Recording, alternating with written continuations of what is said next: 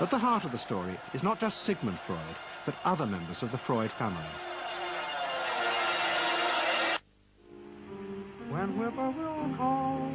This episode is about Freud's American nephew, Edward Bernays. Bernays is almost completely unknown today, but his influence on the 20th century was nearly as great as his uncle's.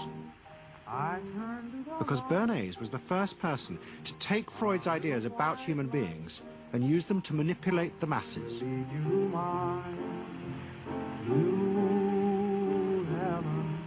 He showed American corporations for the first time how they could make people want things they didn't need by linking mass-produced goods to their unconscious desires. Out of this would come a new political idea of how to control the masses. By satisfying people's inner selfish desires, one made them happy and thus docile. Bernays set out to experiment with the minds of the popular classes. His most dramatic experiment was to persuade women to smoke.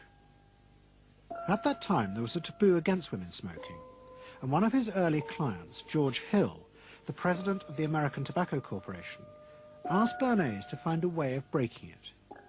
He said, we're losing half of our market because men have invoked a taboo against women smoking in public. Can you do anything about that? I said, let me think about it. And then I said, have I your permission to see a psychoanalyst to find out what cigarettes mean to women? He said, what'll it cost? So I called up Dr. Brill, A.A. Brill, who was a leading psychoanalyst in New York at that time. How come you didn't call your uncle? Why didn't you call your uncle? Because he was in Vienna. A.A. Brill was one of the first psychoanalysts in America. And for a large fee, he told Bernays that cigarettes were a symbol of the penis and of male sexual power. He told Bernays that if he could find a way to connect cigarettes with the idea of challenging male power, then women would smoke, because then they would have their own penises. Every year, New York held an Easter Day parade to which thousands came. And Bernays decided to stage an event there. He persuaded a group of rich debutantes to hide cigarettes under their clothes.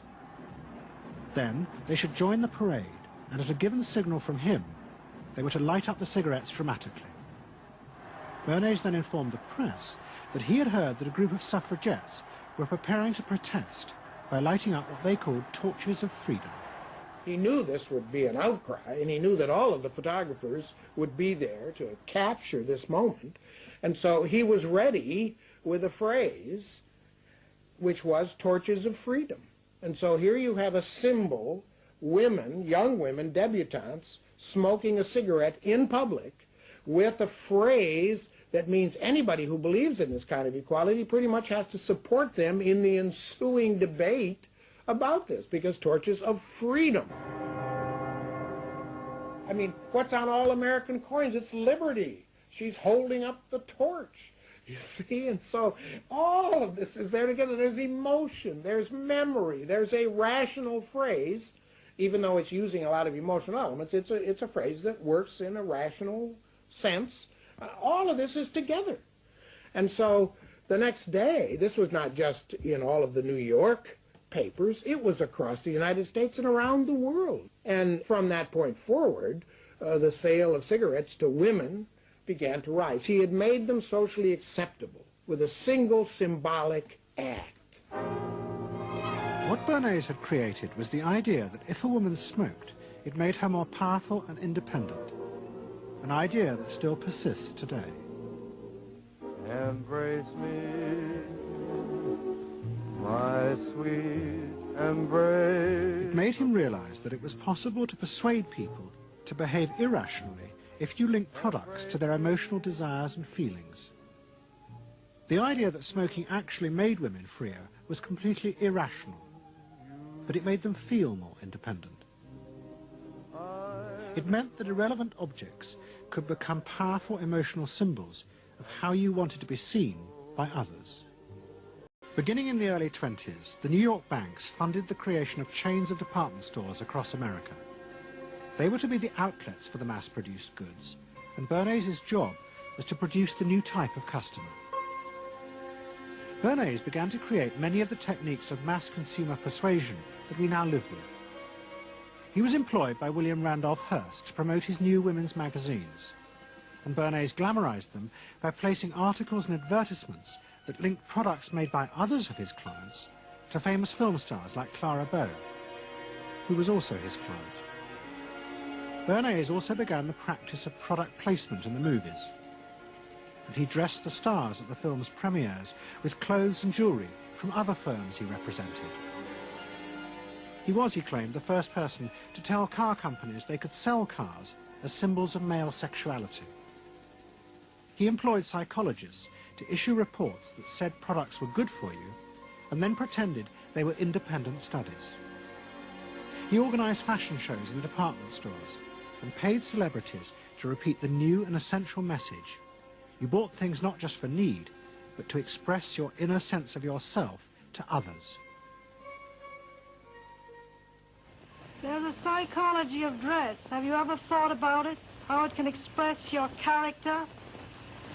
You all have interesting characters, but some of them are all hidden.